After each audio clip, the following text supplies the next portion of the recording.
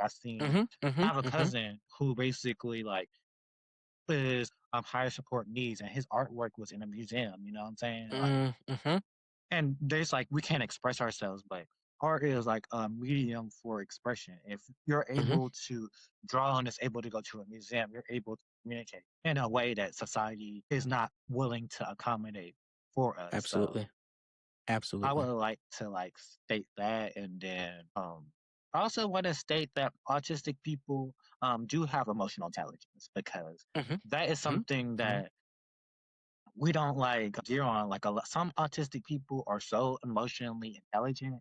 We actually like when we go into a room, we actually get burned out because some of us are on something called highly sensitive people, or HSPs. Mhm.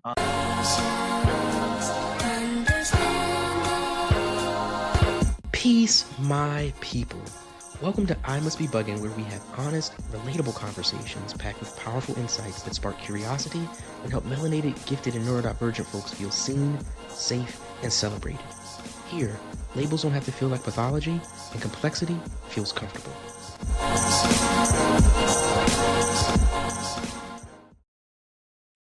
Welcome to the latest episode of I Must Be BUGN. As I say each and every time, so happy to have you here. This is your host, Sheldon Gay. And as we always do, let's start with a visual description for those it might be helpful for. So, once again, my name is Sheldon Gay. I use pronouns he and him. And today I have on my black over ear headphones. I have on a black hoodie of my design, which says Decolonize Your Mind. Go check it out on my website. I am a black man in my 40s with black curly hair that's faded on the side and the back. I have, excuse me, light brown skin, and I have a mustache with a little goatee. And behind me is a wall with a set of bookshelves that have some of my favorite personal items and books, including a pillow of my design, which says labels don't have to feel like pathology. Again, go check that out on my website.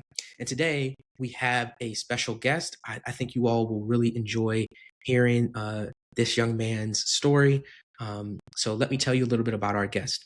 Kwentin Shelton, an African American man based in Atlanta, doesn't come from a wealthy background. He attended a Title I K-12 school and achieved 2 STEM degrees with honors. He fully funded his college education through FAFSA, work study programs, writing papers, and entering the tech industry at the age of 20. He has a burgeoning tech career where he has been able to work his way from a help desk role to a cybersecurity role. He enjoys traveling, rock climbing, hiking, and geeking out on tech and gaming, and I am definitely with him, particularly on that last piece. Kwentin, thank you so much for being here and welcome to the show. Thank you so much, Sheldon, Greg, Gabe, for having me on the platform. Um, my name is Kwentin Shelton. I am a black male. I reside in the Atlanta area. Um, I'm a technology professional, and I'm also an advocate for the autism community. And my goal is just to show everybody, no matter what side of the spectrum they are, that the sky is the limit, and you can't become what you do not see. Hmm. I love that. Yeah, I mean, you started to tell us a little bit about yourself. I know in your bio you were telling us about, some of the things that you've achieved, and I think, you know, particularly people have this idea of what autism is. So I'd love for us to talk a little bit about that. But yeah, tell us, maybe a little bit more about yourself, but in particular, tell us, what does neurodivergence mean to you? For me, I view neurodivergence more or less like a different way of thinking. Um, it don't matter what side of the spectrum people are on, but I just feel like um, we as a society needs to more or less like accommodate more for people that are neurodivergent, because it's just more or less like a different way of thinking. Like best way I Mm-hmm. can compare it to is like most of society's on Windows Mm-hmm. operating system, and then some of the neurodivergent people are on Linux. and Mac Right. OS. And Yeah. most of the time, when you go to like a PC shop, the only support they'll have most of the time is for Windows. But you're like, I Hmm. got this Chromebook, I got this Right. Mac OS, and they're just like, we don't know what to tell you. And Right. Right. that is pretty much society. And when it comes to like masking, most of the time, it's like imagine having like a Linux or a Mac OS, and then you have like VirtualBox, which is like a Hmm. VM, and we're running like an emulator on top of our operating system in Hmm. order Hmm. to Hmm. Hmm. basically just in order to like function and everything like that. And then like later on, um, the machine is hot, and then when you have a computer, like I'm pretty sure like you've worked in technology, whenever the computer gets hot, um, the processes in there start running slow. Hmm. You try to run a Hmm. video, it just goes slow. Everything is like running slow, and the other person is like, well, it should be running right. And that's pretty Yeah. much Right. like neurodivergence in a nutshell. But for myself, I just like don't let that like label define define us, because like when I was younger and I was looking into success stories, it wasn't really like a thing. And I was just like, people most of the time when they would show people with autism, they would show somebody with high support needs, or somebody Hmm. that is like would be considered, I guess, level 3, but they wouldn't Hmm. show representation for like people that are like level 1. Would think like, can autistic people drive? Can they live on their own? Can Hmm. they like Hmm. date? And I'm here to tell you that we can do all of those different things. Yeah. Yeah. Thank you so much. I actually really, I mean, personally, I loved the expansion of the analogy that you used. I've heard people kind of talk about the kind of OS comparison, um, but I haven't heard anybody go deep into the nuances that you spoke to, which are very, very resonant, right? There's this, again, when you go and you're looking for support for, your laptop, if you go there and everybody's like, look, I know how to work a Windows machine, but I don't know about Chromebook. I don't know about, oh, you're running Ubuntu on your laptop. I don't know what to do with that, right? And so yeah, it's not that any of those is the best, right? It's what you have on your machine, and there are good things and challenging things, but the point is that in a society where most people, if we kind of run with your analogy, are uh, familiar with Windows, if you show up again with something that is different, they, sometimes they look at you, you know, uh, like you look like you got five heads, or they're just like, I don't know what to do with you, right? And so you still need support. And so what do you do? And then as well, as you spoke about, um, with your machine, kind of trying to run extra applications, and because of the ways in which you're trying to, I love the emulator piece, right? This thing of like having some layer of masking, right? This part where you're trying to look like another OS. Um, and I'm trying to. I know not everybody who listens is super technical, so I want to make sure I make this clear for everybody. But Quentin and I, for right now, I know one of the things I used to do on my phone is I used to have oh gosh, now my brain is blanking. What is it called? Like the skins, right? So like you could actually have, it's essentially like another layer. Like if your Android version, you didn't like it, we wanted to look a little bit cooler, you could run. They have the apps that will basically run as a layer over top of um your base OS. And now you could change your icons to look like, I mean, all kinds of different things, right? You could used to be able to get like clear bubbles and neon lights and all kinds of different things. But the point is that the more that you do that, the more stress you put on the underlying system. And so then when we as neurodivergent people, that can then lead to processing speed challenges, that can lead to recall, memory recall challenges and different things of that nature. And like you said, everybody's kind of looking at you like, okay, well, why don't you just work? And it's like, well, you don't see that for me, to come into this window shop, right, and look the way that I need to, and to appear in the way that I need to. I'm running like 5 things on top of my base layer. And so yeah, I really loved how you expanded on that. I think hopefully those who aren't super techie folks kind of understand that. And I think, again, I think the fundamental point though is that a lot of people just see the outcome. They just see the computer heating up and not understand why it's heating up. And that's where we can kind of get into and we can get later to this conversation, some of the challenges and some of the solutions and different things of that nature. I don't know if you wanted to add anything else to that or respond to that, but otherwise I'll just kind of move on to the next question. No, that was perfect. And to give you feedback, like that's called like an app. Back in the day, they used to have called app launchers, and There you go, launcher. Yep, there you go. Yep. Thank you for remembering, because my brain just, I was like, what? I used to use those all the time. So thank you. Yes, right. So anyway, having said that, let's take a step back. Like, how did you learn that you were neurodivergent? What was that like? How did that happen? So I always knew that I was neurodivergent. I was diagnosed at the age of 3. My mom Mm, noticed some like development like challenges when I was like 18 months, mm, and basically like was speaking and then I stopped speaking, and then mm, when I was like 3 years old, like I was more medium support needs.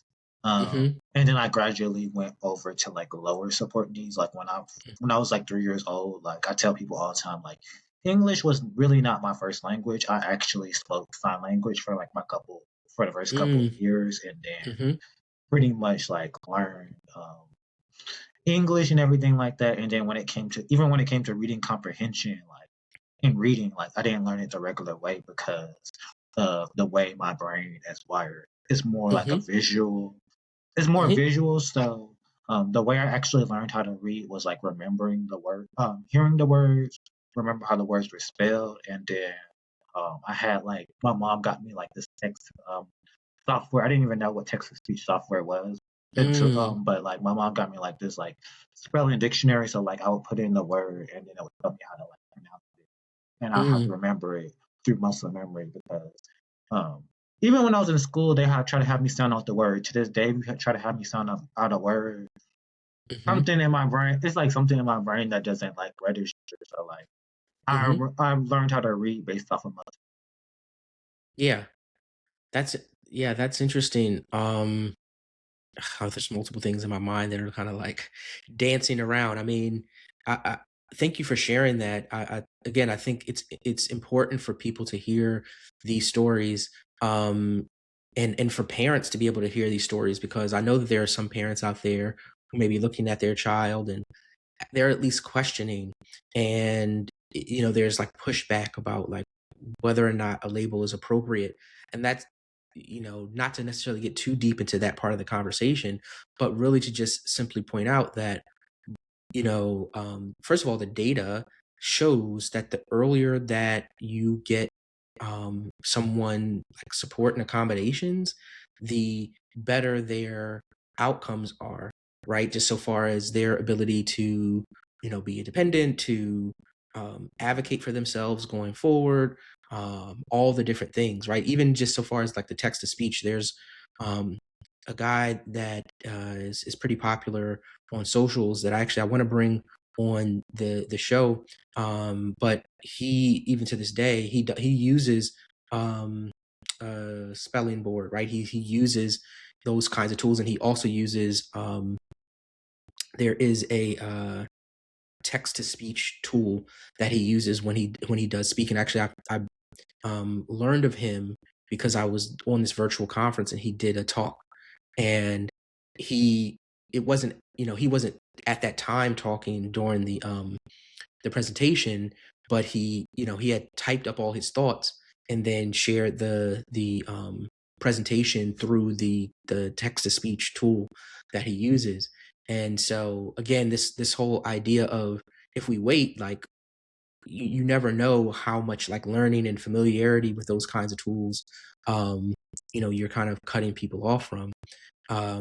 As well, I know, again, we talked about the fact that, both of us being Black men or whatever, like that can be a challenge. I'm happy to hear that you were able to get, diagnosed, because that again can be a challenge within the community. Do you feel like, I guess what I want to kind of go back to, or kind of pull this thread out a little bit more on, is, since you were diagnosed young, and now you've had several years kind of becoming familiar with how your mind works, do you feel though that people have treated you differently? Like, how has it been for you to kind of know that, as opposed to for some of us who are late diagnosed, and they're like, we're 30, 40, 50, just finding out that we're autistic or have ADHD or whatever. Like, tell me a little bit more about what that experience has been like for you, kind of knowing since you were 3 years old. I always knew that I was different. I always knew that I had to work a lot harder than the neurotypical students and everything like that. It didn't really bother me like in elementary school. I always used to advocate for myself and everything like that. Mm-hmm. But when I got into like middle school, I feel like that's kind of where like the insecurities started to like come in. And the reason why my insecurities started to come in was like when I was in fifth grade, I actually got the third highest math score. And then Mm, when I was in sixth grade, they put me in like gifted classes. And then mm, it was like the first week of school, and they basically, to make a long story short, pulled me out of gifted classes. Um, and hmm. my mom went up to the school, and she basically had like a mouthful to say to like the counselor and everything like that. Shout out to Um, moms. but the school system was like at the time. This was like I graduated. Went to school like in the early like 2000s, so like Mm-hmm. terms like twice exceptional wasn't like a Mm, thing yet, and like mm, the information wasn't really out there. So the counselor basically told my mom that I couldn't be special needs and gifted at the same time. So, wow. so Wow. yeah, that kind of like played into like my like self worth for a long time. Like, Mm-hmm. because I would go into like they would have like the general educational classes, but the way they used to set it up was like anybody that had like an IEP, um, Mm-hmm. they will have like a 30, 40 people in the classroom, but they'll have the extra teacher in the class. And then Mm, um, I went to a Title I school, so they were very, very ableistic. And if mm, you don't know what ableistic means, it means basically like to be discriminated upon mm-hmm. with your disability. So like the Mm-hmm. teachers would just do stuff to make your disability more apparent. Um, Mm-hmm. I remember when I was like in seventh grade in particular, like I haven't even told this story on like no platform. So you're the first Okay, okay. platform that All I'm going right. to tell it on. Like basically, like when I was like in middle school, I was still getting adjusted to like time management because when I was in elementary school, they didn't really like do block schedule. You just stay in the same class all day. Mm-hmm. But Mm-hmm. when Mm-hmm. you're in middle school, you have like a block schedule. So that means you have period one, period two, period three. Right. And during that time, Clayton County was just going through like a redistricting, and like a lot of teachers were just like fed up. So like um, throughout like that school year, um, they changed my schedule like 5 and 6 different times. Um, and if you know anything about somebody that's autistic, and later on, um, I didn't know this until like later. Um, Mm, maybe when I was like in Kennesaw, we're gonna put like a bookmark on that. I didn't realize that I was OCD as well. mm-hmm. So I until I got like got because you had to get reevaluated every couple of years.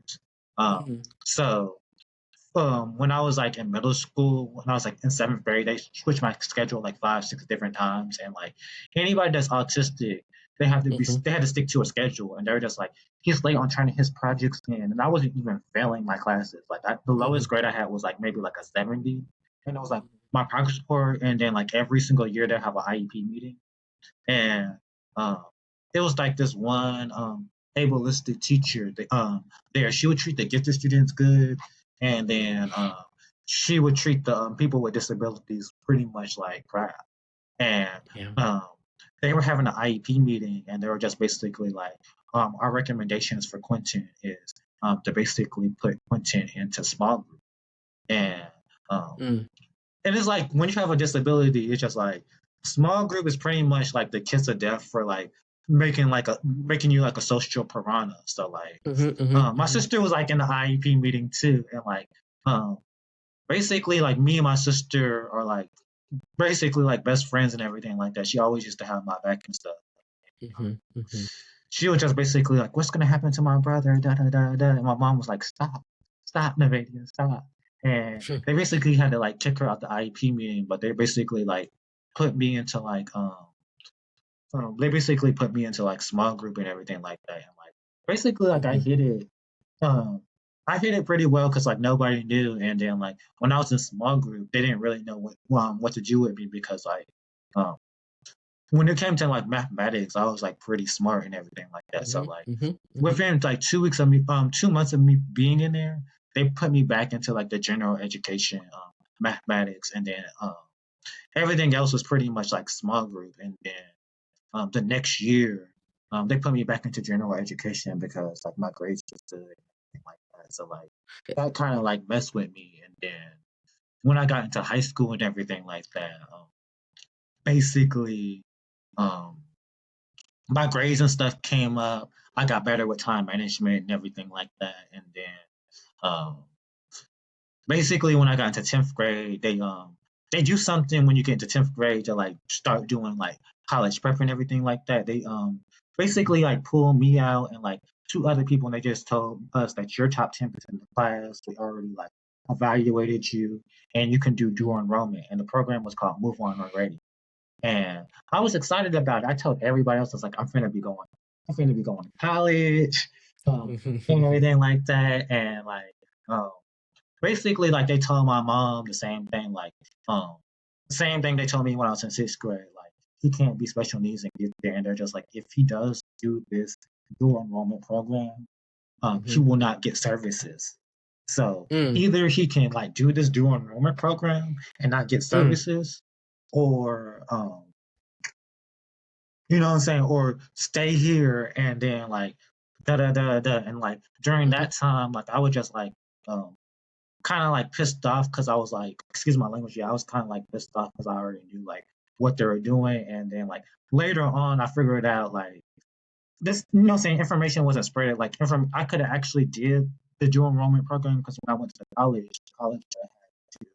accommodate me through ADA, but like we didn't know that because the information is not like how it is now. My mom did go Mhm. to the Board of Education, but there Mhm. wasn't really Mhm. like checks and balances back in the day. So that Yeah. kind of like messed with my like self esteem and everything like that. And then like when it was time for me to take the ACT, um, I was in class. The case manager didn't help me with the ACT. Actually, my FBLA teacher did, which is, Mm. if you guys don't know what FBLA is, it just stands for Future Business Leaders of America. I was in that in like high school, and she basically like helped me fill out everything, but she didn't know like certain things. So like I didn't know I could get accommodations, and then my mom did acquire about that. So like when I was taking the ACT, SAT, I thought I was stupid because like it's a time, you know what I'm saying, it's a time test, and like I didn't get extra time on a test. So like Mm. Mhm. I didn't Mhm. know Mhm. like I could get extra time. So like I was like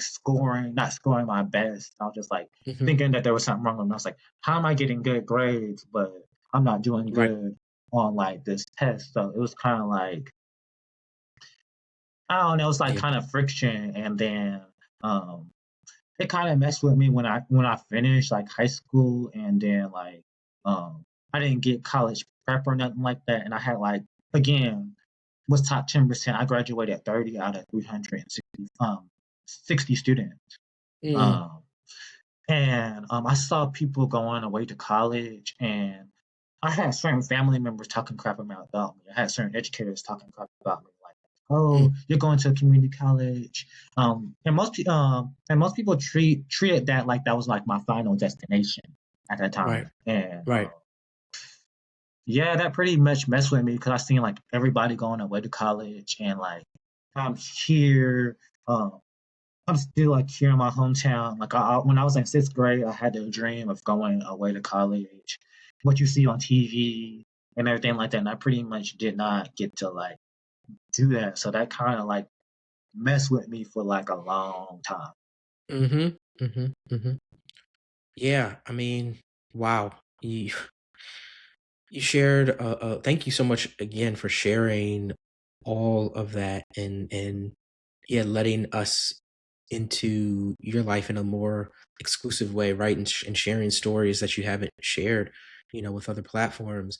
Um, Gosh, I don't even know where to begin, but I'd say that a core thing that you spoke to is this tension between you know, quote unquote gifted education and quote unquote special education, and people not realizing that one, you can be like as you said, twice exceptional, or as my mentor and friend, Dr. Joy Lawson Davis, in our case, would say, um, or folks who look like us, right, like three times exceptional, right, because we have the giftedness, there is another neurodivergence, and we have, we're black, and so we come from another marginalized group, which adds a whole nother layer to this discussion that we're talking about. But this whole idea that going through the school system, people are like, wait, what? Well, listen, you gotta pick one or the other, right? Like, do you want to be in the gifted program, or do you want to be in the quote unquote special education program and get accommodations? And the reality is that there are many gifted people who do need accommodations, again, who have another neurodivergence that is particularly in an academic environment, would ask for them to have an IEP, right? And then I would also say, something that you know not a lot of people talk about, but it's the fact that giftedness unto itself is a type of special education need, because there is a way in which a gifted mind works and tends to want to learn that does not work like the rest of folks, and right. And so this idea that again, you one trying to put these people put folks into like these very small groups, because I do know what you mean. It does become this thing of like, you can become a social pariah, you can become someone who feels isolated from the rest of your classmates. And at a time in your life when you're really trying to build those kinds of friendships, and like social status starts to become really important, you know, that's when it's tough to then come to somebody and say, hey, like, we're going to make you feel so different and so ostracized from everyone else, on top of the things that you're bringing to school, to just be able to learn, period. Right. And so, yeah, I'm hoping that parents are listening. I'm hoping that educators are listening. It is at least somewhat better now, but I unfortunately know that it's not perfect. Which the for those who have been listening, and by the time this is released, I will have already probably done this talk. But in April, I'm doing a talk at a summit here in Philly, and one of the key tracks is for educators. It's called the Neurodivergent Immersion Experience, and I spoke about it on a previous episode. But there's a track specifically dedicated to educators, because it's known that there are some people who even work in special education who have the same kind of mentality to this day that you're talking about. They don't understand that how to even support folks who just again have multiple things kind of going on. I also want to acknowledge, the value of having people who will advocate for you, not only your mom but your sister. Um, that's a blessing, because unfortunately there are a lot of people who don't have those folks, and so they're just in schools trying to mask, um, and try to say, okay, well, look, if I can mask, then they'll let me stay, kind of on this side of things, right? Or if I just mask, and but that going back to what we talked about at the beginning, what you mentioned, right? That just puts an extra load on the system, that's not really sustainable, right? And fundamentally, you cannot operate at your best. And so, yeah, I think it's important that this is why it's so important for me to be having these conversations with people about what the value of one early diagnosis is, but also um, why we still have work to do to make sure that every classroom is able to support the learning needs of a diverse set of minds and ways of being. Um, so yeah, I just wanted to then ask, I guess, what do you feel like are some things that people misunderstand about autism? I know autism is probably one of the most spoken about neurodivergent neurotypes. But I feel like there's probably still a lot that people misunderstand because they just make assumptions based upon, a movie that they saw or something like that. So are there any things that you'd say are misconceptions that you want to kind of shed some light on?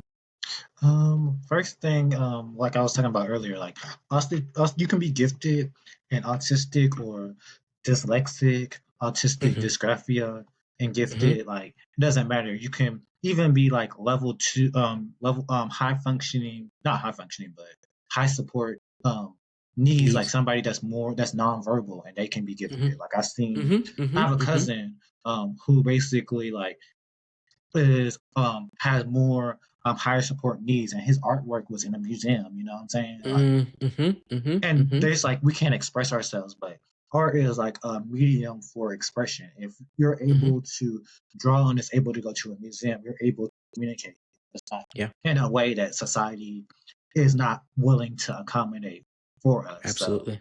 um, I would Absolutely. like to like state that, and then um, I also want to state that autistic people do have emotional intelligence because Mhm, that is mhm, something mhm, that we don't like gear on. Like some autistic people are so emotionally intelligent. We actually like when we go into a room, we actually get burned out because some of us are um, something called highly sensitive people or HSPs. mhm, Um, so like when we go into a room sometimes, like, and there's been studies on it sometimes, like, because I believe we all are electromagnetic human beings. And when you say electromagnetic, if you mhm, get two magnets together, sometimes they cling, and then you put them on the other side. Like, mhm, mhm, so mhm, when it comes mhm. to magnetism and energy, we don't need to be more studies on that. But like, um, autistic people can be emotionally intelligent. Like most of the time, when we watch TV, they show like a Sheldon Cooper, Mhm, somebody mhm, that is mhm. like very like that has a high IQ, but somebody has a low emotional Mhm, intelligence. But mhm, there's some mhm. people who have high, you know what I'm saying, high intelligence and high, what Yeah. you call it. But sometimes, like the problem with autistic people is we're just so tunnel vision. Mhm, So meaning like we sometimes see the tree, but we don't see the whole entire forest. mhm, So mhm, mhm. that so I want to like state that as well. Like we are emotionally intelligent beings too. Like Yeah. but sometimes like the way we process stuff is like different. Like um it's almost like a if you want to say like Wi-Fi. It's like um so our Yeah. emotional intelligence is more or less like dial-up, and then everybody else is on like um basically like 5G. And Mhm, basically like we're just like taking all of that information and our body's like still processes it. So it may take us like 2 hours for us to process 5 minutes worth of information. And it only may take um the other person maybe like 30 seconds to process 5 minutes worth of information. But yeah. because it takes us longer to process that information, we're going to retain that information a lot longer than the neurotypical counterparts. So that's why sometimes we get stuck in rumination. And Mm, rumination means basically like we'll have thought loops mhm, and and everything like that. Some of us have elephant memory, and when I yeah. say elephant memory, um, Mhm, they've been doing studies on elephants, and basically, like an elephant um, can basically remember something that happened to him at 3 years old. Um, mm, when they're like 20 years old from exact detail, the color, the Mm-hmm. smell, and Mm. everything like that. So, Yeah. Yeah. Yeah. I mean, thank you. I think those are, a few good things to point out. I mean, I think one, talking about absolutely the fact that how intelligence, quote unquote, is measured is not simply by being able to verbalize like everyone else. I mean, there's so many layers of, you know, systemic oppression that go into why people believe that.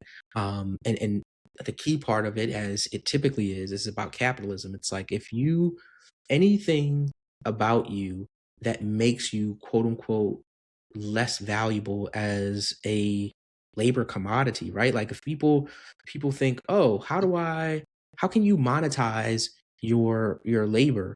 Oh, well, you're not able to verbalize like everyone else. Well, I don't see how you could possibly have value, right? But as you said, I think you said it was your cousin, right? Has an ability to express something that people who can verbalize probably couldn't even put words to, right? And so this idea that intelligence and one's value is only apparent or existent if you can verbalize is certainly not true. And it reminds me of um, the person I was mentioning um, earlier, where he actually mentioned, I think for like 30 something years of his life, he was either completely like nonverbal or mostly like vastly majority like nonverbal. And then at some point, he was able to communicate. And one of the first things that he was communicating was like, I've got all these like really intricate and deep thoughts that are in here. I may struggle to communicate them, but there's a lot more going on in here than what everybody, including his family, um, was willing to accept. And so, yeah, I think again, not just accepting the fact that okay, well, somebody's nonverbal.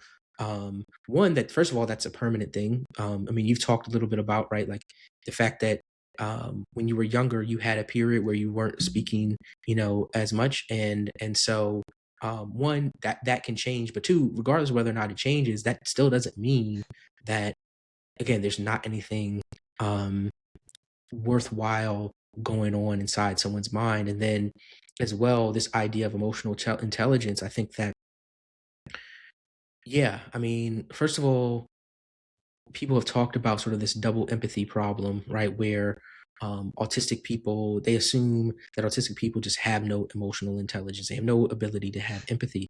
But a lot of those challenges, the studies have started to show, are really related to the fact that quote unquote neurotypical people, or people whose ways of being align with what's normalized, they just simply have trouble understanding what's happening on the other side. Like there's just this disconnect. But when two autistic people are in communication, that ability um, to have empathy is much greater. It doesn't mean that everything is always perfect, but that the ability to have empathy is much greater, which again just speaks to the fact that again it's not as if there's a lack of, but that there is a difference. And I loved you talking about this idea of also processing speed, because I think one of the things that I've started to see some more of, and people really starting to do more research into, is both specifically with autism, but as well with um, other neurotypes who have more neural connections, right? Like our synapses are just different. We're also so there's a thing about just generally maybe just taking longer to get to from point A to point B. Let's just sort of simplify it and say that. But then there's another thing of, and that maybe your car, and forgive me for this oversimplification, but like maybe your car, just the top speed is 10 miles per hour, let's say, right? And that just is what it is. There's a whole nother thing. You might have a car that could go whatever, 100 miles per hour, but if the traffic, right, that's there is high, it doesn't, like, it really won't matter, right? And so I think that one of the things, kind of going back to this whole like synapses thing, is that when you're taking in so much extra information, it's not about the fact that, again, that your vehicle just doesn't go fast. It can be because you're just overloaded with information, and once that is minimized, all of a sudden, like, again, you can get to that top speed, right? And I think, again, this is why I really encourage people to become very curious about themselves, because the story that you were sharing really was about how it impacted how you felt about yourself. But once we start to understand ourselves and how we work and why these things are impacting us in a particular way, we can actually do something about it, and we can actually communicate to others, so that we can then move through the world much more confidently. And I loved, like I said, everything that you shared as it related to that. I didn't know if you had anything else that you wanted to share around that. Otherwise, I wanted to make sure that we also talk a little bit about if you had some thoughts on how this might also be different for you because you're a Black man, or at the time, right, you were a Black boy. I would just say like just navigating like society and everything like that. It's just like different like Mhm. culture and everything like that. So you're expected to, I don't even know where to like start with like emotional like intelligence and then all of those different things because it just works differently. Um, when you grew up, I grew up in like a predominantly like Black area. Like seeing like a white person was like seeing like um without me being like derogatory, it's Mhm, just mhm. like you would just have like that white person, or you'd be like the white girl. Everybody know who that is, or the white Everybody, boy, right? like Yeah, because it wouldn't yeah, really be like that. It was just like, and then yeah. for the most diversity that you would have is like Mexican people and everything like that. But that was well, Mhm, Mexican and Latino people. Let me be mhm, correct. But other mhm, than that, it was just like a Black school, so like um you know what I'm saying? Like the culture and stuff would be different. Like mhm, um, I did deal with like toxic masculinity. You know what I'm saying? I was mm, like small frame. I always been a small frame. And, like mhm, I didn't enter like puberty when everybody else entered puberty. I was like a late bloomer. Like mhm, my mhm, voice box and stuff didn't come in until like 15, 16 years old, and like I mhm, didn't really get to mhm, learn how to use it mhm, until like I got into community college and when I joined Toastmasters and everything like that. mm, mhm, mhm, I mhm, didn't go to school with like the latest and flyest gear. Like most of the time, I had like Payless mhm, shoes, mhm. starters. So Been people would be there. like, Yep. "What are those?" Yeah, and yeah, right. it would just be me like learning how to like roast and everything like that. People would be like, "Oh my Mhm. god, he's crazy," and everything like that. Like, and I Yeah. just wouldn't mind it because I'd just be like, "Okay, like I'm crazy, but y'all not messing with me no more."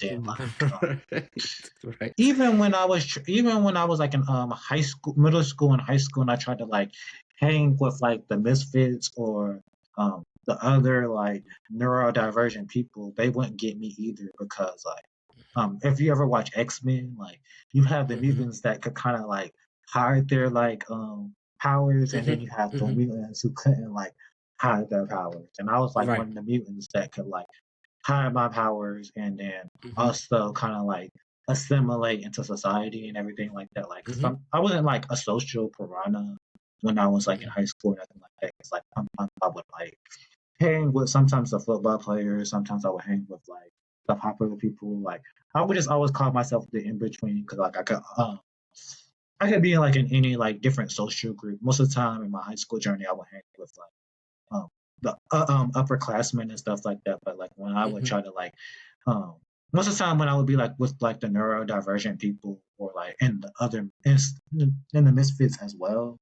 um, I wouldn't fit into with them because like I would be like too autistic for the gifted people, but not right. gifted enough for like the gifted people. So I wouldn't fit in like either way. And then I remember it was like one particular instance, like it was like senior year, and and I remember like they would do like yearbook and everything like that, and like I was in the yearbook like a couple of times. I was in the yearbook like five different times, and like um one day I was talking about like, oh, I'm in the yearbook for being like top 10% of the class. I would never forget this. Like, and it made me move. To this day, I move differently because of like this. But like, I was like, I was top 10% of the class and everything like that. And like these people, some of these people I went to like middle school with, and like they seen my struggle because like we all had like the same struggle, but some people dealt with their struggle different. Some people were like disturbances in class. Some people were just like, Mm-hmm.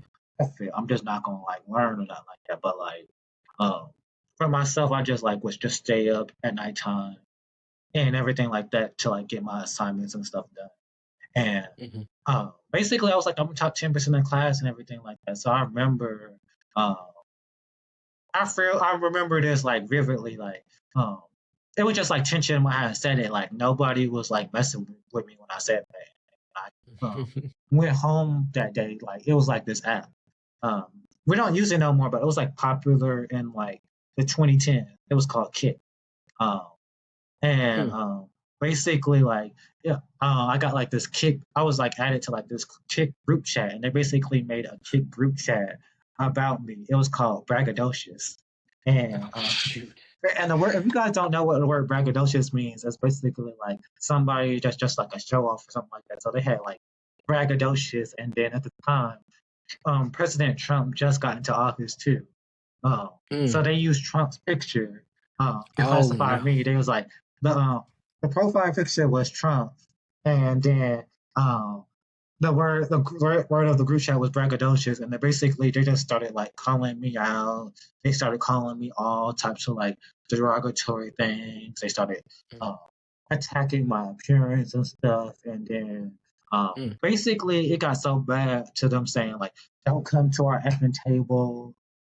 We're gonna f you up when you get to school. We're gonna like jump you." So like, Mm. luckily I did have like some social skills at the time, and then I had like my ride or die sister. So my sister basically like it was like we went to like a school where it's like uniform and we had to wear like certain colors and everything like that. But like Mm-hmm. Mm-hmm. my sister basically had like we went to school with joggers on, and then she called some of her people, and then like um when we also had an app, we also used Snapchat. So like I had Mm-hmm. posted like their picture. I was like these people are da. I started clapping back Mm-hmm. too. Like I'm not gonna make myself a victim, so I started clapping back too. And then like some people started like commenting on my like Snapchat, and then like um the next day we get into the cafeteria and they told me not to sit at the table. But I came to the Mm. table, and my sister came to the table too. And then what they did not know is like my sister had people on standby, and then Mm. I also had people on standby for me too, because like some people like started texting them on my behalf and was just like, "You're not finna mess with my boy Quentin. Y'all got him Mm-hmm. like messed up or whatever." So Oh, like, yeah, right. so like yeah, it was just like a whole entire thing, and then like um for the rest of the year, like I just like did not like sit at their table or nothing like that, and then like or nothing like that. And I came to find out like some of them had like low self esteem. To some people, Mm-hmm. like after high Mm-hmm. school got ugly for some people didn't want to live no more. Mm-hmm. Nobody died or nothing like that, but some people had like ideation, idealizations of not wanting to be here no more. Um, Mm-hmm. it Mm-hmm. was like people like who did not show up to the prom and everything like that. Like after I stopped hanging out with them, like God will say this term, like when you remove, I don't even want to say derogatory, but when you remove ugly people from your life get better because like Mm-hmm. after I Mm-hmm. stopped Mm-hmm. hanging out with them, like my social life for the rest of the year got better. Like I got like a prom day. Um, Okay. I would got invited to the rest of the like to the senior events and everything like that. So it was like Yeah. pretty good for me for the rest of the year and everything like that. And like when it came to my achievements and stuff, I learned more to move in silence. I was just okay. Yeah. When I have an achievement or something like that, like I'm working on it now to like tell other people when I do achieve and stuff like that. But like Mm-hmm. being around safe people, because I just like um, they pretty much wanted me to stay small, and like for myself, like Right. I worked hard. Um, you know what I'm saying? All on what you call it thing, and like a thing for me is just like you got that's something that can't be taken away from me. Like my giftedness was taken away from me when I was in middle school. The Mm, dorm room, it was taken away from me when I was in high school. This is one thing that is not finna be taken away from me. And I was just like, mhm, mhm, mhm. and Yeah. like, it's another saying too, like, when it came to my award show, because there was an award show like before graduation, and the same people that was like ragging on me, I will always remember this, like, um, because like during the award shows, that's the one time where I just didn't feel like that special needs, where I just didn't feel Mm, different when I mhm, would go to a mhm. award show. So I remember like getting all dressed up. I had my like black pants on, my tie, my dress shirt on, and in the corner of my vision, I seen the person who set up the group chat and the person who Mhm. was basically going to get me attacked, setting up the whole event. And in the back of my head, I was just like, um, they don't even know this is my event. You know what I'm saying? Mhm, And they mhm. setting up my event, and then after they set up the event, they had to leave, you know what I'm saying? Because the only people that could go to the event was the parents and the honorees. And Mm. and it was like rewarding because they're just like in the Bible they say like the people God will have the people who were your oppressors set the table for you. Right, And right, right, what made right, it right. ironic for me was they're like, don't sit on different tables trying to exclude me.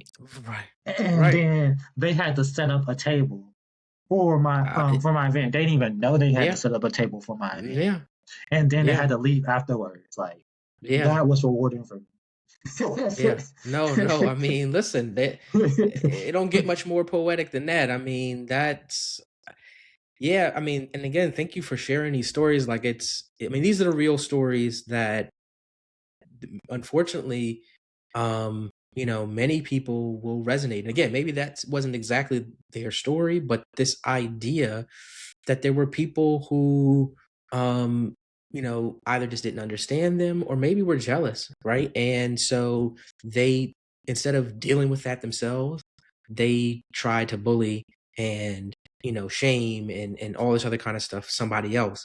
And I mean, the circumstances aren't necessarily like um aren't necessarily something that I would wish upon anyone, but I know that joy of having somebody who just was like trying to completely tell you no about your idea, then have to sit there and watch as that light shines on you. And actually it's interesting because just this morning, I very, very quickly I'll share, there's this, I don't even know, I think it was on Instagram, but there's this clip of Usher talking about um what it was like for him to share that he had high aspirations. He felt like that he could do lots of amazing different things. And people kept saying like, well, don't talk about that, basically calling him arrogant. He's like, well, wait a second, hold on. If I believe I can do these things, then it's up to me to execute. Like, if you don't, if you don't believe it, cool. But like, if I believe this about myself, then why would I shrink? Why would I dim my light? It's up to me to execute. And, you know, if I don't execute, then that's on me. But that's not about, I don't got nothing to do with you. That doesn't have anything. It's not me saying anything about what you can do or your value or anything like that. But this is what I believe about myself.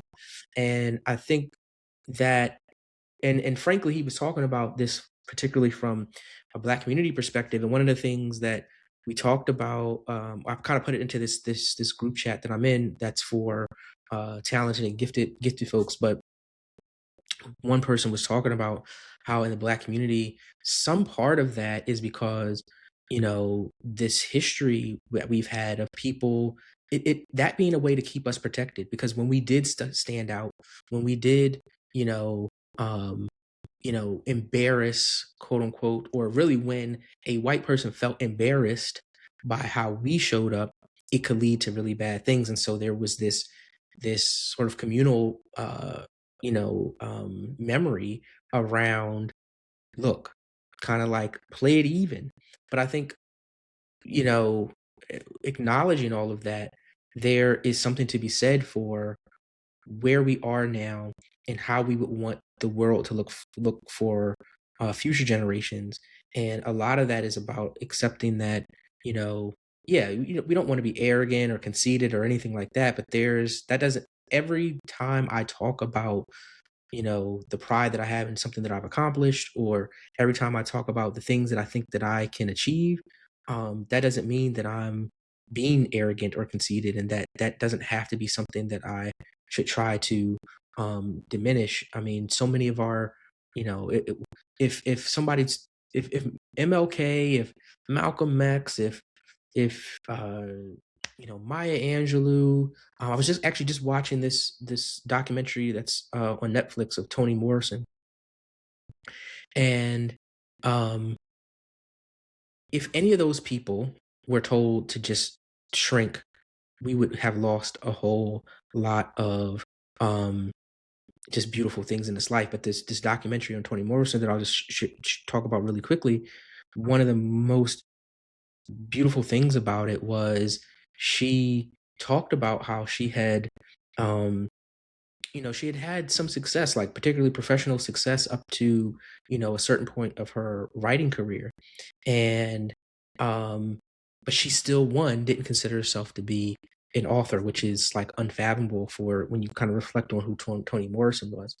But, at the same time, she hadn't achieved these sort of these awards that you would expect of the top tier of authors, and a lot of that was because she was a woman and because she was a Black woman, right? But the bottom line being is that she went on to win a Pulitzer and a Nobel prize.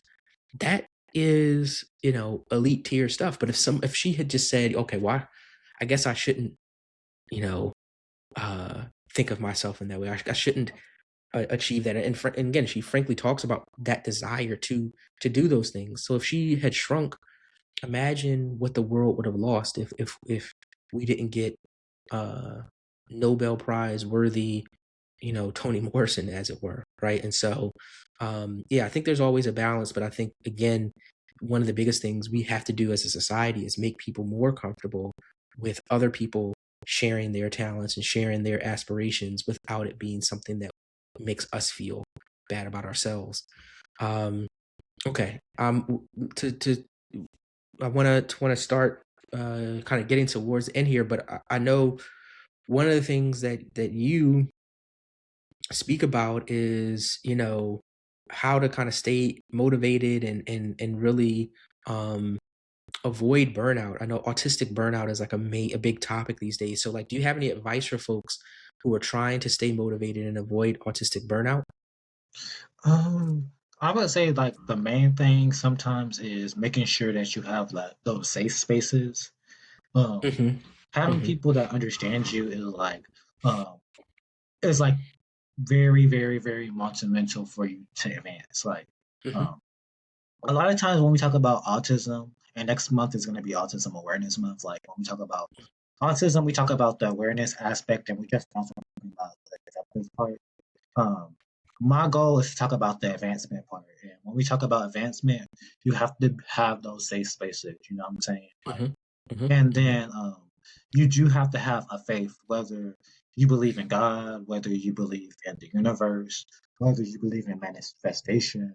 I Mm-hmm. would say like get a journal and Mm-hmm. um, basically like write stuff down. Like I remember when I first started community college, like people were just like, "Oh, well the new thing is like, oh, you're cooked," um, and I didn't really go for that because I knew that that was not my final destination. I was just like, I'm gonna get Mm-hmm. this like associate's degree, and my life is gonna be different. And Mm-hmm. Mm-hmm. for about 2 years, I had family members dog me out. I had like um, educators while I was there. Not every educator, because there's some that helped me, but like those specific Mm-hmm. educators and chairs that dogged me out when I was there. But like the vision that like God placed in me was like strong, and like the thing that I did to avoid burnout, because like when it came to my last 6 months at that school, I would have anxiety attacks every single day, um, due to the ableism and stuff like that. And Mm-hmm. Mm-hmm. Mm-hmm. at the time, certain family members and stuff didn't like understand like my struggle and everything like that. So for burnout, I learned how to meditate at like 19 years old. Like a lot of Mm, times, mhm, what happens is we're told that breathing, like, oh, you need to take a deep breath, but like a lot of us as humans, we breathe through our mouth, and that's not mm, how you're supposed to like breathe. You're actually supposed to breathe through your stomach, through your nose. Um, mhm, but like, and then you just show people that have a disability to do that because meditation really taught me how to be in control of my thoughts. mhm, It really taught me how to be in control of my body too. Like, and that may sound kind of weird, but like when I meditate, um, I learned how to do something called body and mind tracing. So like, I can look at mm, somebody right now and I can see where they're breathing through, and like based off of where they're breathing through, I can look at somebody and can see like, oh, you have a lot of pain in your arm. Oh, you have a lot of pain hmm, in your stomach, just based off of me looking through your breathing patterns. I can look and see hmm, like, oh, this person is stressed based off of like how they are breathing and stuff like that. So I think meditation is like one thing, and like meditation is not always like closing your eyes and being like, yeah, like it's yeah, really just like controlling your breathing and then just being in control of your thoughts and stuff like that. Sometimes when I'm meditating, like I'm not always like this. Like, oh, go to a nice place. Like sometimes when I'm meditating, like I would have a crazy thought and I'd be like, okay, I'll meditate and I'll be like, why am I having this crazy thought? And where does this thought live inside of my body? You know what I'm saying? yeah, Because yeah, sometimes when we have like pain and trauma, that pain and trauma can show up in different places in our body. Like it could show up in our back, yeah. just based off of a core memory. Mhm, mhm, mhm. Yeah, I mean, you're speaking to a lot of like really important things. I mean, one, just so far as like I want to, yeah, bang the gong again on this idea of finding community and finding the ones that can really provide the safety and the joy and the security um that you need, right? And that's a shared like responsibility, right? Being a part of a group, even if it's two people, right? That you can say, hey, like, I got your back, you got my back. Like, we're going to affirm each other, we're going to hold each other accountable. Like, we're going to do all these things that are going to help us get to where we want to be. And making sure that you're constantly tied into that because, yeah, the world is going to, it gives, there's so many opportunities to kind of get you off your, uh, off your focus if you don't have that. So, yeah. And, one of the things that I talk about when I speak is, it can be harder for us as neurodivergent people because we go and we look for these folks just sort of in a general population. And particularly if you're used to like no one wanting to be your friend, quote unquote, then you try to sometimes cast like a wide net and say, okay, well, like I want everybody to like me. I hate this feeling of people not wanting to be with me. So I'm going to try to be friends with everybody. But what you realize is that that is that might work temporarily. Like you can play the chameleon temporarily, but the people and the spaces that really like enrich you are those that you can be authentic in. And so that's again why what you're talking about, and like I said, what I talk about so far as understanding ourselves, the journaling, right? To understand what's happening in my body, what's happening in my mind, you know, how are those two things connected? Meditation in a, like you said, it's definitely not all like, sitting with your legs crossed and, whatever. Like that's not all that it is.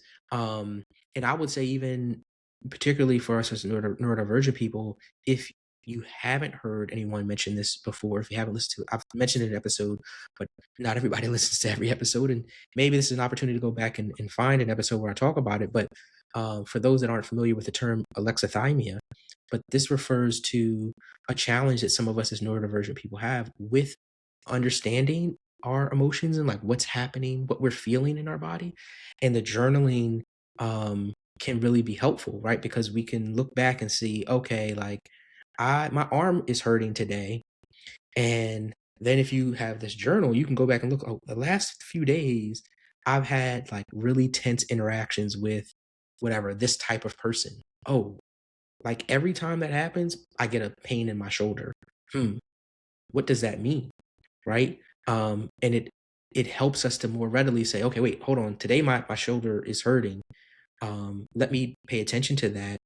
And yeah, like you said, do some breathing and also make sure that I'm, as you talked about, right? Finding the people that can then be that regulating space so that, that doesn't have to always be some sort of medication. It doesn't have to be some sort of, major thing. It could be, I just went and I called my friend or I sat down with my friend that I know is affirming, and all of a sudden that pain might go away, or that way in which my body was just super tense has subsided. And so, yeah, those are really, really good um, insights. Are there any things that you'd say might surprise people? I mean, you shared a lot of great stuff, but are there any other things that you say might surprise people about like how your life is now? Oh, actually, I just have to say that one thing I just wanted to make sure that I explicitly said too. You keep talking about the community college piece. I think again, this is something that is a really important point across the board. People look at community college with their like noses up, but community college can save you a lot of money, particularly for those first 2 years. It can provide a really good education, right? While giving you that opportunity to kind of, use those 2 years to figure out where's the college that, the 4-year college or whatever, right? That I can kind of finish this undergraduate degree at. Where could I do that meets my needs? Because as many of us coming out of high school, we don't really know ourselves well enough, right? But if we took 2 years of community college, again, save ourselves some money, maybe that means staying, more local to folks that, or maybe it means going away. But anyway, there's just a smaller community for us to kind of tie into and learn ourselves. And then, like you said, go off and kind of launch our careers in a different way. We should never be looking, down our nose at people who go to community college, particularly when, like you said, that can be a springboard to so many other things, right? So um, I just wanted to make sure that I just affirmed that and said that as well. But back to the question that I was asking, which is, are there any other things that might surprise people about your life now, or about your journey that you wanted to make sure that people heard? I would just say like your where you start at is not where you like you said earlier, it's not where you finish at. And Hmm. a lot of people try to like box me off and be like, "Oh my gosh, he's starting here and everything like that." I can say like when I went to Atlanta Technical College, that's the community college that I went to. I Hmm. graduated 6 months early, and like when Mm. I initially like finished, I was just like was set to finish. I was just like, I'm not going back to school. I'm just going to get going to the workforce and everything like that. And I, in fact, Hmm. did get a like internship at Fulton County government. But Mm. like once I started and everything like that, I was just like, I'm gonna go back to school and everything like that. Hmm. Hmm. Hmm. And Yeah. when I did, I pretty much like surprised like myself and everything like that. Mm. I went to one of the schools I actually originally wanted to go to, Okay. which was Kennesaw State University, and that I always say this like all the time. I say Atlanta Tech turned me into a man, but when I went to Kennesaw State, it turned me into the man that I wanted to be. Um, Okay. Okay. Okay. because That's like a what's lot of up. stuff was like on my terms. That was like the first Hmm. time of me like moving out, and like when I moved out, um, I always was just say like anything prior to me being 21, because the week after I turned 21, that's when I moved out to go to Kennesaw State University, and like it was kind of weird because when I looked at myself in the mirror, I didn't see that Hmm. special needs boy no more. Like not to be Mm. derogatory, but that's how I viewed myself Hmm. the longest. Hmm. And I was because like when I went there, I was just like I used to have dreams at first, like um that was it was like some way I was gonna lose or something like that. I was just like never again because the resources I was getting was like A1. The student disability services like really like had me like Hmm. learn a lot about myself at the time because Kennesaw State was one of the large um, neurodivergent schools. I learned like a lot of neurodivergent people are in STEM, but sometimes they don't realize that they Hmm. have Hmm. disabilities. So like I learned that because at first I just thought I was just like the only like because in my area, like I seen other people that were neurodivergent and had like low support needs, but I didn't see Mhm. people who were autistic and had low support needs. But when I went to like when I was working at the Student Disability Service Office, I Mhm. seen people that were married. I seen people Mhm. who had like careers and stuff like that. So I was just like, oh my gosh, I'm not alone. There's Yeah. other people out here that is like me and everything like Yeah. that. And Yeah. I will always just say that Kennesaw State is like one of the places that it's the first educational place that actually like did me right. Like they helped me with career development. Um, I learned a lot about myself. You know what I'm saying? Going Yeah. to that institution, um, and everything like that. And and it just showed me like the sky is the limit. Like that university really does like a lot to help people and everything like that. And it really like it really like showed me when I made it my first 6 months. Like when I moved out in January 2020, and then in March, 2020, the whole entire world shut down, and then Mhm. like Mhm. all my roommates had to go home because their parents were financing the college experience. But like nobody was financing my college experience, so like Right. nobody can really tell me nothing. So like during that time, I really got to like learn about myself. So like that I made it like when I once I made it to like 6 months, I was just like, I have a story to tell. And then like Yeah. the same family members that was like dogging me out, talking about Mhm. me for 2 years. Like I always Mhm. used to these old folks always have like crazy sayings and like and I used to hang out with like a lot of old people and like Mhm. the old people will say this one saying that resonates to me to this day, like if you're when you're doing good, people won't have nothing negative to talk about. So like Mhm. during those 2 years, I was building. So like people didn't see what I was building behind the scenes. But once I went to Kennesaw State and I made it, Mhm. they had nothing else to talk about. So like Yeah. my mom was like, "Oh, this family member asked how you was doing. This Of person course. asked how you Mhm. was doing, and I told them that Right. you was doing good." And I just like I rolled my eyes. God just like Cause I just like y'all was talking bad junk about me, but now that Yeah. I'm like, you know what I'm saying, prospering, I'm Yeah. thriving now. I'm no longer in survival mode. That's another thing. When I looked into myself in the mirror, I didn't see that special needs boy, that other person in the mirror Mhm. anymore. I realized that I was in survivor mode. And Right. when I was in community college, when I was in high school, when I was in middle school, I was in survivor mode. But when I went to Nassau State, I was no longer in survivor mode anymore. And Yeah. yeah, I'm just like Yeah. I'm not in survivor mode anymore. And Yeah. people can see like, you know what I'm saying? People can see that diamond in the rough no, anymore. Like they can see a polished diamond. Right. Right. Right. So I can just say like, if you have a journey, are, if you have a vision and people are looking at you crazy, it's almost like you like going, you know what I'm saying? When you first like watch, when you see Arthur, when Arthur was like first when was like in first in books, it didn't look like how it is on TV. People just seem like a crazy picture. Um, Mhm. when you have that first concept, people are not going to see that vision. People are going to be Yeah. like, they see like a whole bunch of problems with it. But when Arthur came on TV and it became one Mm. of the most popular shows, people was like, Mhm. oh my gosh. Da da da da. But them first iterations of Arthur, when they had like the Right. crazy little like you know what I'm saying, designs and models and Yeah. stuff like that. People was just like, Yeah. oh, what is this? Yeah. So I Yeah. just say Yeah. like if you have a concept, if you know what I'm saying, when you're first like when you first have the idea, it's just like that concept, it's that prototype, and people don't understand Yeah. that prototype. But once it gets like Yeah. some money up into it, once people get invested into it, and it starts to like develop and it gets that visibility, it becomes two different things. Like don't be scared to invest in yourself. Like when I started community college, like I had two bank accounts. I had a secret bank account that nobody knew about for like 2 years. And I was just like dumping money into it. Um, Mhm. I Mhm. was taking these classes and stuff. And then I remember when I was like speaking to the career development person Kennesaw State, and they were looking at my transcript and they were looking at other people's transcripts because that's what they'll do when you go to like their office. And they'd be like, Quentin, um, because you went to the community college and you already had got that internship, you're far ahead than most of our students here.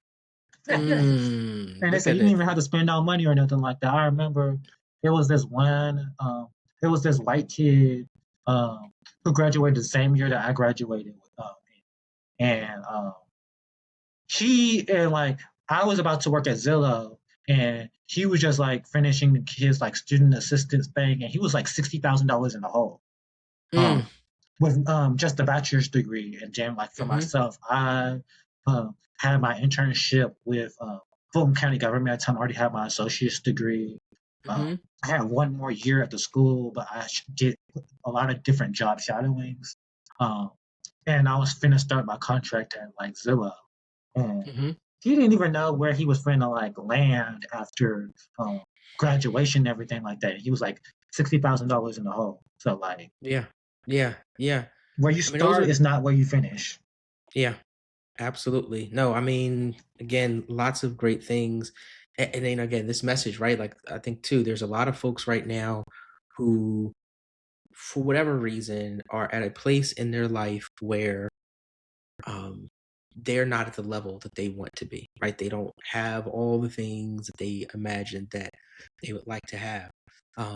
And yeah, there has to be a belief, right? There should be a belief that you can get there, and regardless of what anybody else around you is telling you, you can find that in that belief and that confidence inside of you, and it really should start there, because otherwise you start trying to get other people to validate it, and that's a whole separate conversation. But what you did of just saying, look, you know I believe in myself, and you know what people tell people, the stigma is around quote unquote special education. All those negative things, they don't apply in general, right? Like, that's not how we see other people's humanity, period. But or that's not how we should be seeing people's humanity, period. But the fundamental point is, when the system has tried to beat into you that you can't, and that you aren't, and you won't ever be, and then choosing that that's not going to be your narrative, that there's going to be more to who you are. And again, going back to what Usher said, right? It's my job to execute. And so there are ways to do that. And again, everybody's, what that end, what that end looks like and what that journey looks like is going to be different for everybody. But it's important to believe that you can get there. And so thank you for sharing that. And so as we round out, um, you know, you've talked a little bit about, again, a few of these things, but these are the questions that I ask everybody to answer. And so, is there something, like a key to neurodivergent healing and thriving, that you'd want to share with others? I would just say like it's a process. Like for myself, like uh, achieving sometimes it won't fill that hole. Mm-hmm. It like for myself, like when I wake up in the morning time, I'm like, dang, like I really did this. I got 2 degrees. You know what I'm saying? No Mm-hmm. student debt. I'm working in my Mm-hmm. field of study and everything like that. Like I'm proud of myself, but I still feel the pain because it's just like, dang, like how do they treat me? Da da da da da. Like for myself, Mm-hmm. it's like journaling, going on walks. Um, Mm-hmm. and it's not like earlier. It's not like being like it's like me seeing like the forest from the trees and everything like that. For myself, it's Mm-hmm. like advocating. Cause I did a lot of different self work. I journaled. I looked and see like how I was feeling at this point. How I was feeling 2 3 years ago. How I was Mm-hmm. feeling Mm-hmm. from Mm-hmm. like 10 years ago, and like um for myself, it's just like knowing what your purpose is, knowing what God sent you here to do. Um, Yeah. for myself, like whenever I get on like these platforms and I speak and I'm like tell other people how to break into tech with disabilities, how to break different barriers. You can live on your own with disabilities and stuff like that. Because when I was younger, I was looking for that, and I didn't know that information. I didn't see people that look like me, you know what I'm saying. And Mm-hmm. Mm-hmm. for myself, like healing for me is just being what I wish somebody would have been for me when I was young. It's Yeah. apologizing. It's apologizing to myself um, for sometimes being hard on myself when I realized, like, Quentin, you were doing your best on what you had. You just didn't have the Right. tools. In fact, you was carrying a mountain on your back, and Right. and you didn't even realize it. Like it's just like forgiving myself. It's like now when I do meditations and stuff, it's like Mm-hmm. going to my past self, going into that energy body of that middle school me and being like, Quentin, you're doing your best on what you got. Keep on going. Going to that 18-year-old person and being like, don't look what everybody else is doing, Quentin, and everything like that. What you're Right. doing right now, you're doing the best on what you have. You're going to do great, amazing things. It's apologizing for those different versions of myself, Yeah. along with being the person that I wish that that I would have had when I was younger. Great. Yeah. No. I'm. Thank you. Yeah. I'm with you. Um. Yeah. I love particularly the piece. Right. This being the person that you wish that you had when you were younger. Um. And this is also reminding me, and I want to make sure that I shout out Kennesaw State because, like you said, he said, you know, it didn't just make you a man; it made you the man that you. Sorry, what was the word you said that you I envisioned said, yourself to be? I said like Atlanta Tech turned me into a boy. I was a boy becoming a man at Right. Atlanta Tech, but when I went to Kennesaw State, it made me the man that I wanted to be. There you go. Bada bing. So, Ashe, and like I said, shout out again to Kennesaw State. Is there something that you wish the world knew or built more capacity for? I would just say like representation for people like myself. Like Mm-hmm. right now, I'm doing a couple of different projects. I'm working on a children's book to Mm-hmm. talk about bullying, and like a lot of times when we talk about bullying, we just talk about, oh, it's the bystander's job or it's the bully's job to like Mm-hmm. stop the bullying. But in my Mm-hmm. children's book, it's going to be more geared to people like myself with a disability. It's going to talk about how I dealt um, Mm-hmm. with bullying and how I did it in a non-violent but an effective way. And Yeah. then I'll still have I'm working on a 2D animation series. Um, Mm. and this 2D animation series is going to talk about life after after high school and everything like that. It's Mm-hmm. going to be more or less based off of like what I went through from 18 to 20 years old, being like a teen adult. Because they don't really talk about what happens to you after high school. Like I was a shelter person, and then when I went to um, I was sheltered by my family, and then when I went to like community college, I went to like Atlanta Technical College, and that was like in the hood, a college in the hood. So like Mm-hmm. I went from being sheltered to like going to college in the hood, being around 30-year-old, 40-year-old men, working in a warehouse to make money and stuff like that, coming Mm-hmm. home and like my family not fully understanding like my journey and everything like that. And I feel like a lot of people can understand that a lot of people are trying to break into tech. And I remember Mm-hmm. going to a community college and seeing people like myself um, there and not having the tools and stuff like that. And some people taking some people like 5 years, 5, 6 years to like graduate, and then once they graduate, they have a trouble like getting into like their field and stuff like that. For myself, like Mm-hmm. when viewers watch that 2D animation, they're gonna see like um, a black teen adult breaking into tech, going through the different life struggles and stuff like that. When you once time watch TV about autism people, they really Mm-hmm. just show like low intelligent people, low emotionally intelligent adults, or they show people that don't even look like us most of the time. They show a Sheldon Cooper. Mm-hmm. They say Mm-hmm. Rick and Morty's on the spectrum. Both Rick Mm-hmm. and Morty's on the spectrum. This show, there was like this show on Netflix. I forgot what it was called with Sam and the Penguin. I forgot I what it. don't. I I'm forgot about what to it say was I don't know called. that one, but yeah. But like none of them pretty much represent like my journey, like Mm-hmm. what we go through, like hyper. Nobody talks about that, like hyper vigilance, Mm-hmm. hyper Yeah, the independence, hypervigilance. Yeah. Yep. um, Mm-hmm. Mm-hmm. toxic masculinity. Like that was like Mm-hmm.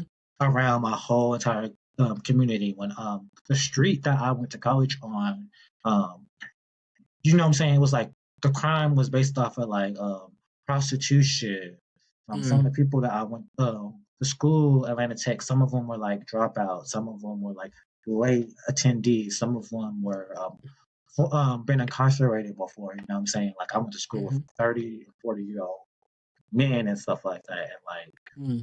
And when we watch stuff, a lot of times they don't tell Black stories and stuff like that. I want my animation is going to open up a conversation in the Black community, and then also in the Black community when it comes to autism, ableism, Mhm. lack of funds, misappropriation of funds, because that was like Yeah. heavy what I dealt with in those like duration of those like 2 years. So those are kind of like the projects that I'm kind of like working on right now. Okay. Great. Yeah.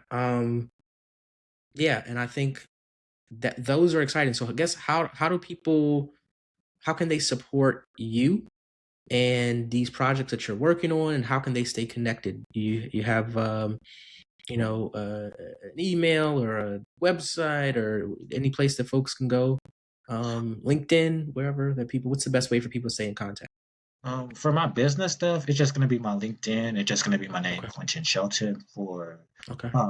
developments on my book and then my animation. You guys can go to my Instagram, and it's gonna be ads underscore by underscore KAS. And when you go there, there's going to be a link in my bio. And when you click that link, it's going to be a form you're going to put in your first name, your last name, your email address. And once you enter that into the form, you'll be added to my email list. And when you are added to my email list, my children's book is going to be coming out later this year. So everybody that is added to that email list will get an exclusive discount on the book, and then also for the animation, they'll get exclusive updates on the animation. And then later on, I am working on a link tree to like further organize everything, and then maybe like I'm also working to like crowdfund this because Mm. some of the illustrators for my project, they are autistic, and Hmm. they've been helping me really with the animation and stuff like that. Even with my concept, they help me Hmm. with like drawing out the characters and stuff like that for myself. Like I can't draw, I can animate, but I can't draw. So Hmm. Hmm. No. Yeah, no, I mean, I'll put all these links into the show notes. I'm excited to see, the book and the animation, man. I mean, again, I think it's really, really, really, really important, as you talked about with as it relates to representation. First of all, broadly as it relates to neurodivergence and autism, but certainly, from a Black perspective, there's not a lot of that out there, and so I'm hoping that people can go and support your projects. And again, I'm looking forward to seeing them come to fruition. So thank you so much, Quentin. Thank you for pulling up on the show. Really loved hearing your story more in depth, and looking forward again to being in contact going forward. and thank you so much for having me on your platform, and thank you so much for just giving me a platform to share my like story and everything like that. I appreciate it, and I love the work that you're doing for the community. Thank you. Thank you. All right.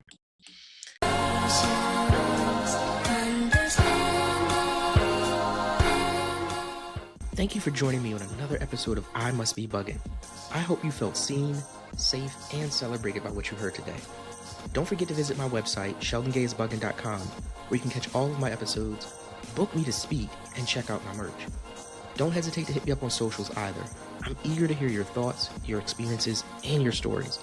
Remember, this podcast is all about sharing humanized narratives about who we are and how we contribute to the beautiful and necessary diversity of humanity. This is our place to unmask and just be. And if you've enjoyed today's episode, please share it with a friend, leave a review, and subscribe. It helps our people find community. So until next time, stay up and enjoy who you were meant to be. Ashe.